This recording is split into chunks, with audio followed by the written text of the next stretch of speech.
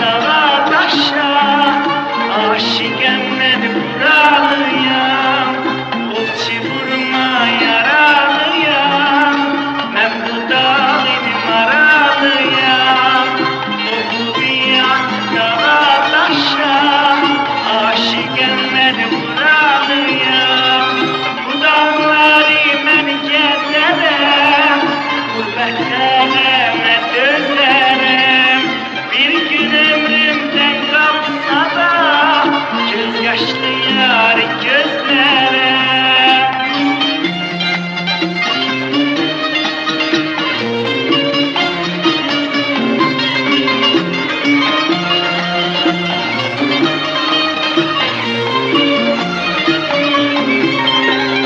Sözlerim aşık sözüdür, gözlerim aşık gözüdür.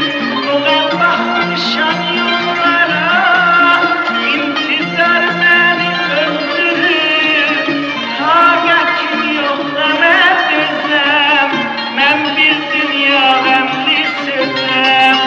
Qorxuram bu sədən öləm, əlimi dünyadan üzəm.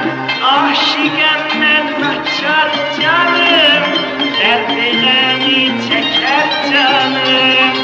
Vur məni rahat eyləsən, qoy tökülsün dağlarım.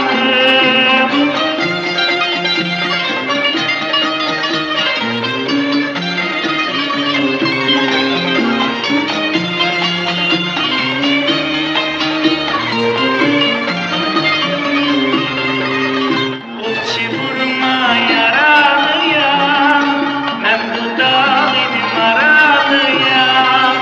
Okçu vurma yaralıyam, ben bu dağın maralıyam.